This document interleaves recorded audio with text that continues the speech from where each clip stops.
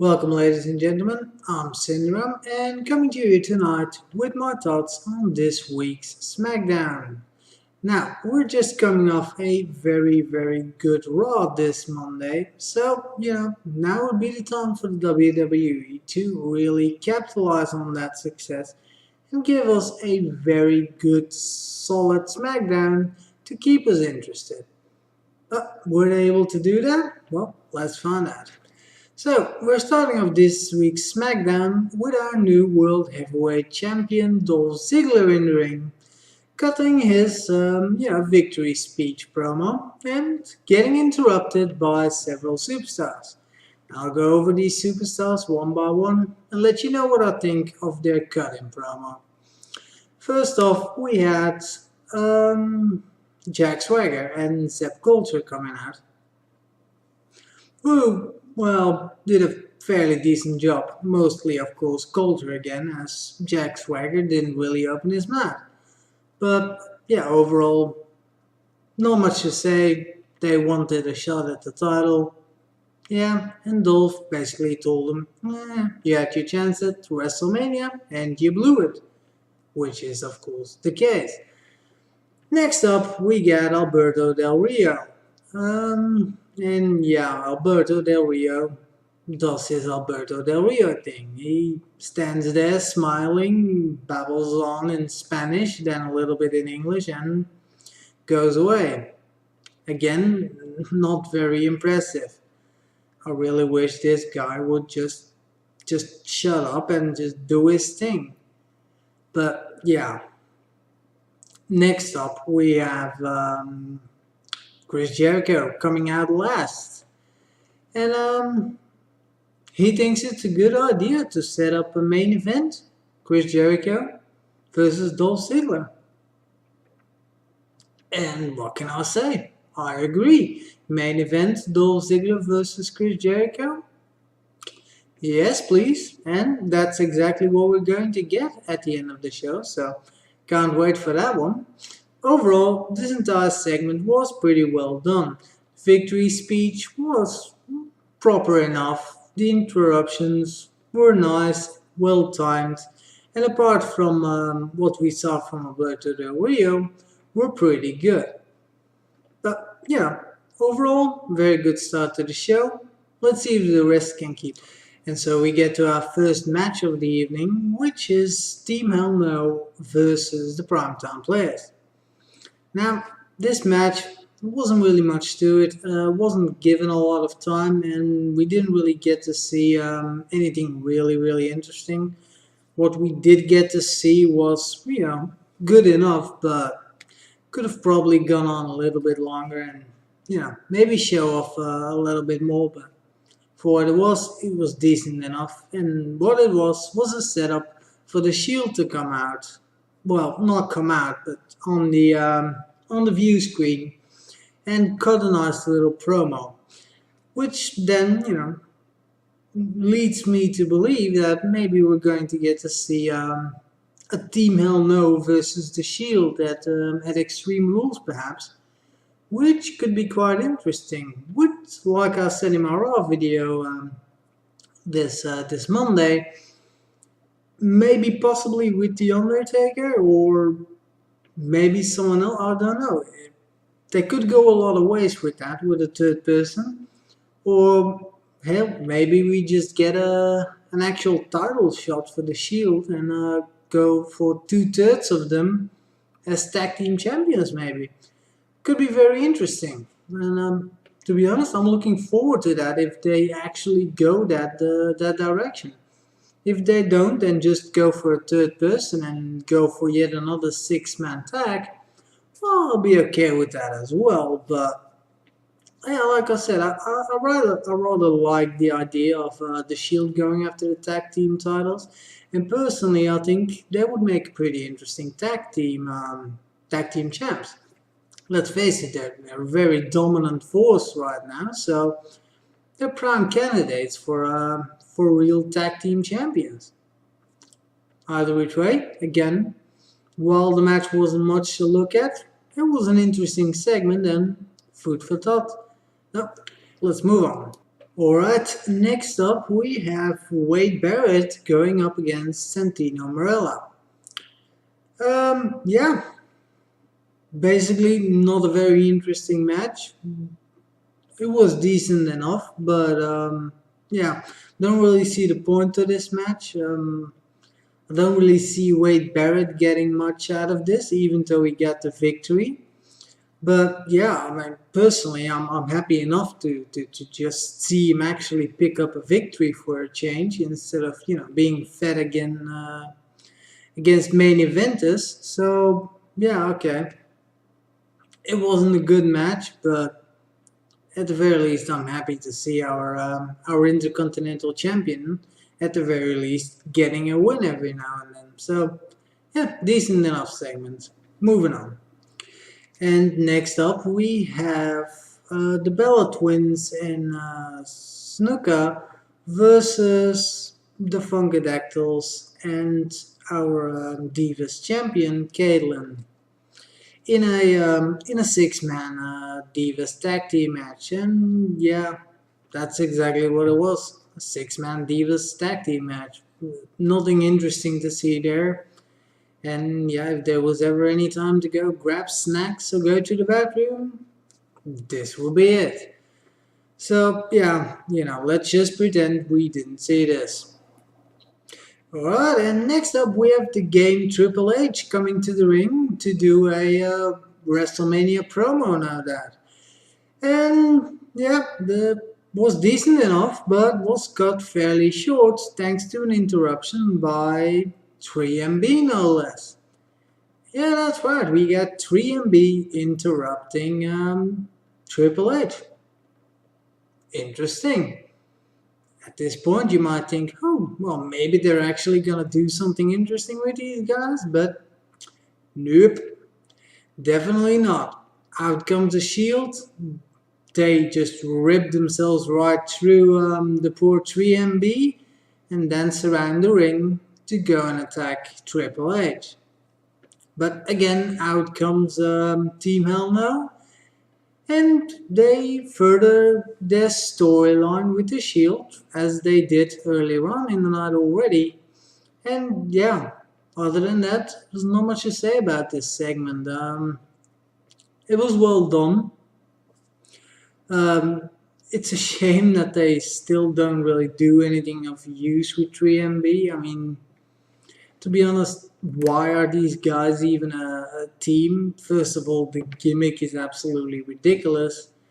And second of all, I mean, since their very creation, only about the first month or so were they a little bit dominant, and after that they've just been jobbing to pretty much everything and everyone. So yeah, maybe it's about time they split these guys up again and maybe go a different direction with them. But oh well. And next up, we have a handicap match with Sheamus and Randy Orton going up against the Big Show. And we actually get to see a fairly decent match here. These three guys all get a lot of good offense off, and what we get to see was actually really good for these three superstars, which otherwise don't really put on too great performances, in my opinion. But this match was really booked, I think personally, to make the Big Show look really strong, and he did. He was, fairly well able to hold his own against pretty basically two of the top faces of in the business right now. So even though he eventually picked up a loss thanks to the countout, he still came out of the match looking very, very strong, which I can only assume was the entire point. So yeah, overall it was a good segment, good match. Again, a little bit short, but other than that, yeah, nice one. Alright, so next up we have our United States champion Antonio Cesaro going up against Kofi Kingston. And now when I see these two guys coming to the ring, I'm thinking, oh wow, it's gonna be a really nice night for the mid-card champions. First we had Barrett finally picking up a normal win, And now we're gonna see Antonio Cesaro with a win as well. Nice, but wasn't to be. Kofi Kingston actually cleanly beat Antonio Cesaro, which just baffles my mind, to be honest. I really don't understand why they're doing this. Why they let Antonio Cesaro win this. Loses, I mean, sorry. I mean, it's bad enough that the guy didn't even get a WrestleMania match, but now on the very first match after WrestleMania, he loses against basically someone that's been a jobber for the last 4 or 5 months. So yeah, maybe they're building up some kind of rivalry between these two guys, which would be the very first one Antonio Cesaro has had in a very long time. In which case, this could be good, maybe, but if they're not going that direction, though, then this loss is just absolutely pointless and insulting almost to United States title. So yeah, obviously, if something comes out of this, I might be happy about it, but in its current state, I thought it was just horrible. But anyways, we only got one match left, so let's move on. So yes, just one more match left, but yeah, what a match it is. We got Dolph Ziggler versus Chris Jericho, and yeah, loving it already. Let's face it, each time these guys get in the ring together, they just really blow you away. They really got a lot of good chemistry going on, and I really wish they could have gotten a longer feud the last time Chris Jericho was around, but it wasn't to be back then because Jericho had to go back on tour with his band. And right now, Jericho's been too busy with Fandango to really build a feud with Ziggler again. So, bit of a shame that, but hey, at least we get this match now. And yeah, overall, it was a very, very good match.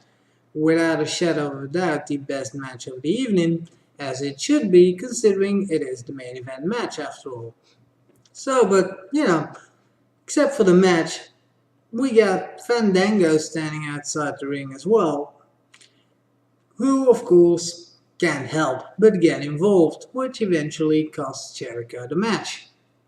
He gets a little bit of revenge on Big E Langston, but other than that, he gets beaten down by Ziggler and later by Fandango.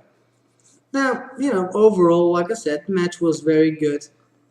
The promos afterwards were very brief, but, and all just pretty basically just gang attacks on Jericho, but they did what they needed to do and build a little bit of heat again for both Ziggler and Fandango, as well as giving Ziggler his very first win as World Heavyweight Champion, which is of course also very important. The fact that it's against someone like Chris Jericho, of course, makes it all the more impressive. Even though he did get a little bit of help from both Big E Langston and Fandango. I probably would have gone a different way and let him win fairly cleanly at least, but a win's a win, that's what's going in the record book, and that's what's important. Now, overall the entire segment was great. What I do have to note is that just Fandango again, just unbelievable what's going on with this guy.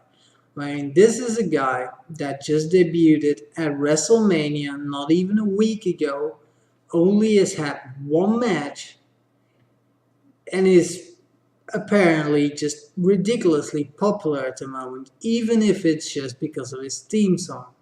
Because again, we could hear his theme song being hummed across the entire arena every single time this guy appeared on screen, which was just absolutely fantastic. And I know that Smackdown gets edited, of course, since it's recorded on Tuesday and then, broadcasted on Friday. But, from what I heard, the humming was actually going on in the arena. So, and apart from that, there's been plenty of other news items popping up.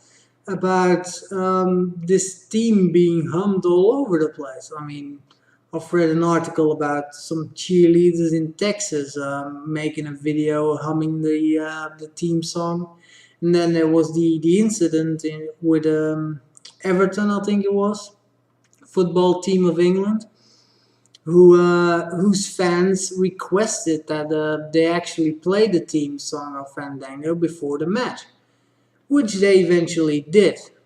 So yeah, it's unbelievable how this guy can be so popular despite not actually having shown us really anything in the ring just yet.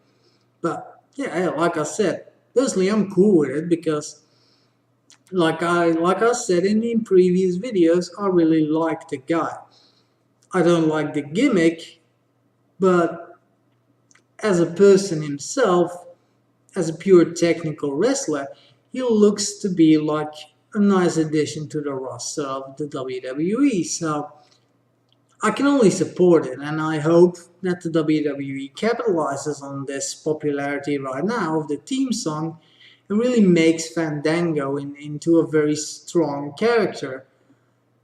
Maybe by putting back the gimmick a little bit, because to be honest, him standing around there and dancing all the time, it doesn't really do much for me. I'd really wish he were a little bit more intense, maybe, and just, a little bit more vicious. I mean, he does have his little mean streak when he attacked Jericho, but I don't know. For a real heel, he needs to have something more to him, to be honest. But like I said, they got a gold mine here. Now they just, need to dig in. Seriously. And I can only hope that they do. But yeah, we'll have to wait and see about that. That's stuff for the future, and we can only hope. Alright, so what did I think of the show in general? Well, it wasn't as spectacular as Raw this Monday, but overall, I do think we got to see a pretty interesting and very solid episode of Smackdown.